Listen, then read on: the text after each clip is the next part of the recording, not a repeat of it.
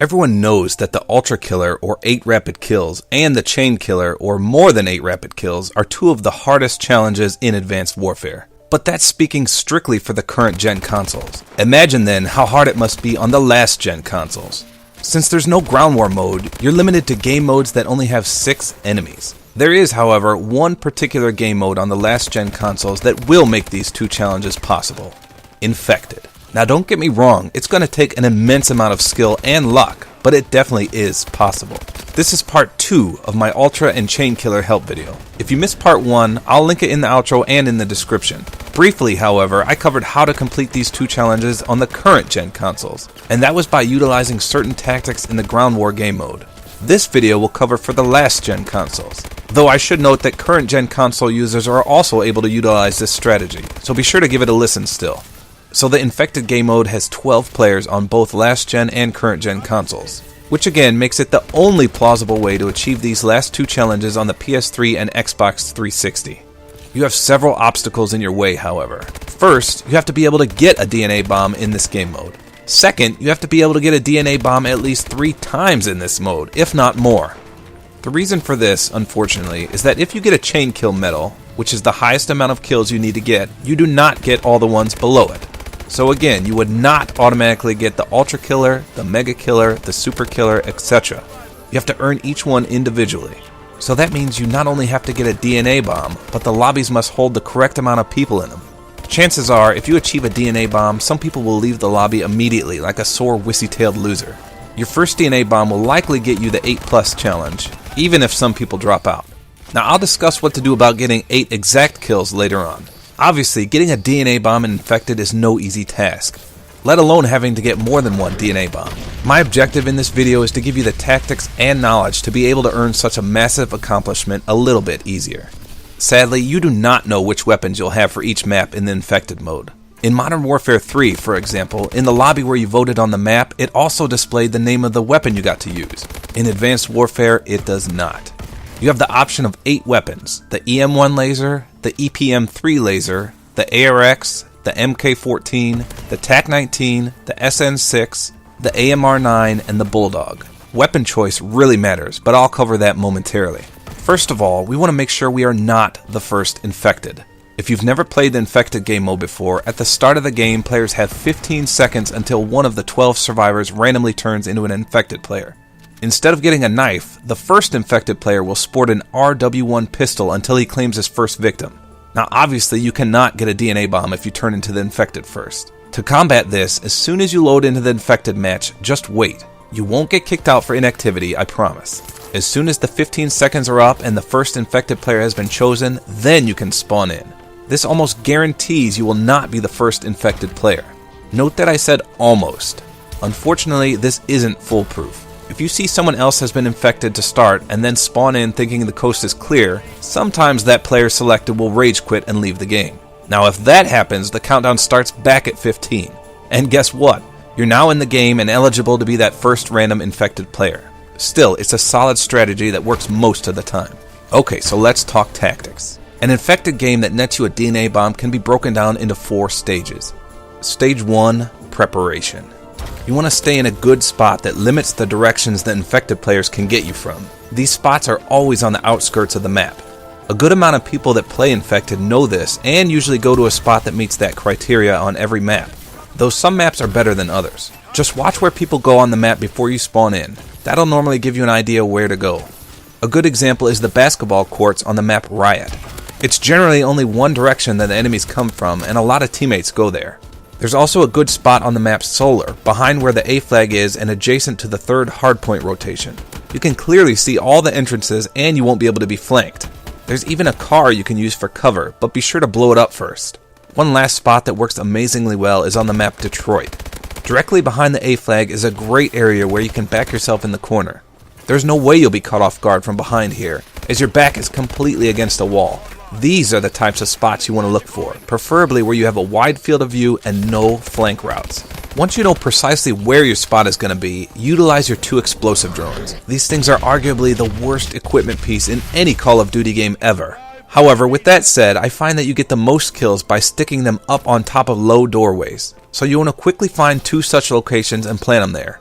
Obviously, you want to make sure it's somewhat near your location you've selected. You need to also make sure your gun is competent, as well as you yourself are competent with that said gun. What I mean is, don't expect getting a DNA bomb with an MK14.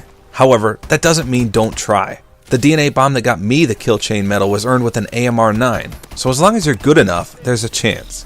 My personal favorite weapons to use were the EM1, the SN6, and the ARX.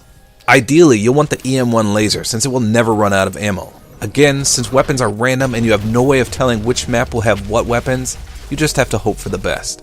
Stage 2, the waiting game. You need to know when to play hard and when to retreat. If you're in a good spot and there are other survivors around with you, you're going to want to hog as many kills as you can. If you're not getting a steady flow of kills, you're wasting time. This is the time where you'll be getting most of your 30 kills. Just keep an eye out for all directions the enemies are coming from, in case one slips by a teammate. When you see that your team is slowly dying off and that the infected are pushing through, that's when you need to get the hell out of there. When you're running, try to avoid small rooms and corridors. Stage 3, never stop moving. Always be mobile. This one is extremely important. If you're standing still, you're an easy target for a well-placed or just lucky spike drone. The more you move, the harder it is to be hit. Also, jump a lot when you're being swarmed.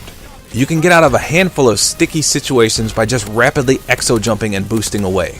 It's also extremely helpful to be fast and agile with the exo movements. If you can chain kill exo movements like a pro, you can get away. If time is running out, you're with other players, and you're on a good streak, go easy on killing the infected. That way they can more easily slip in, kill a teammate, and keep the game going. Stage 4, stay calm and survive. Lastly, when you do finally call in your DNA bomb, you have to be careful with protecting yourself as it counts down. I lost out on a kill chain medal because I had killed 2 infected players just prior to the bomb blowing, and they hadn't yet respawned, so they weren't killed by the blast. Conversely, this can be a good strategy for going for a certain number of kills, although it's more up to luck than skill. For example, if you need the 8 rapid kills and there's currently only 9 enemies in the game, try to time a kill exactly before the DNA bomb drops to ensure 8 kills instead of 9. I should also note that if you achieve a DNA bomb but die before you call it in, you'll lose it. You have to call it in. You have to call it in and get that countdown going to make it work. Provided you're not the last survivor, if you call the DNA bomb in and die, it'll still go off, but then it will also kill you since you'll now be an infected player. The best scenario is to earn a DNA bomb and then hop around like a raving lunatic until the bomb drops. Some smaller tidbits here. You should punch only in grave situations. For example, you need to reload and there's an infected player in your way. Otherwise, doing a melee leaves you wide open for a knife. When you're running, it's generally safe to assume that there will be an infected player not too far ahead of you. Never assume that there's no one near you. If you use the explosive drones, don't stay near them. I lost a 27 kill streak game because I was too close to a drone that was activated by an enemy and it killed me. Be sure to always utilize your radar. You can always garner a few key bits of enemy information from it. For example, each time an infected user jumps, you'll see a red blip on the radar since they won't have blast suppressor. Secondly, it'll help you realize you're about to be attacked from behind without actually having to turn around. For example, if you see 3 blue triangles behind you on the radar and one of them suddenly disappears, you'll know that one of your allies just bit the dust and an enemy should be directly behind you. Also, when an explosive drone goes off and chases an infected player, a white circle will appear on the radar. Watch for that to show you an enemy location as well. I also recommend having a few friends play with you. They'll be much more competent than any random players you'll meet, and you can let them act as a meat shield to hold the initial area on lockdown. You can even tell them to let you get a majority of the first few kills while they act as decoys. Trust me, it's a lot easier to achieve a DNA bomb with competent teammates that don't die instantly and leave you 1 versus 11 enemies. Having a group of allies clustered together will obviously decrease the odds of you getting randomly cold-cocked by a spike drone or gutted by the sneaky infected player that manages to slip by your ranks. For guns besides the laser, don't be afraid to use the fast reload technique, so you shouldn't really have to worry about ammo. Don't forget that you also have the exo shield, but it's pretty much useless. You do not have the fast hands perk, so deploying the shield takes longer than it should and leaves you vulnerable. I found it's only useful for blocking an extremely long-range incoming spike drone.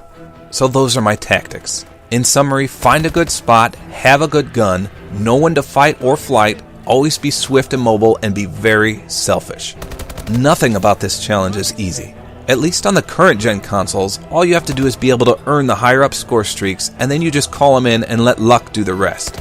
For last gen, as I just discussed, you not only have to be lucky enough to get one of the good random weapons, but you have to have enough skill to achieve a 30 kill streak, a feat that's quite rare for the average player. I will say, however, that getting an infected DNA bomb is much easier than getting a DNA bomb in a normal public match. Considering the fact that you'll have an actual primary weapon and your opponents all only have a spike drone and a knife, you're at a big advantage. The key, again, is to never stop moving. It may take you a good 20 matches or more to get the hang of going on big streaks, but once you finally manage a solid strategy, all it takes is a bunch of incompetent enemies to reward you with a DNA bomb. If you're extremely lucky, you can also earn rapid kills without the DNA bomb. For example, once an infected match gets down to the nitty-gritty and it's you versus 7 or more enemies, you can kill them rapidly in a row and achieve some impressive kill chains. I've seen people get an 8 rapid kill feed and then get a DNA bomb and get a 9 kill feed, achieving both the ultra and chain killer challenges in one match. So just keep practicing the tactics I've outlined in this video and you may just become a proud owner of the Killer XO.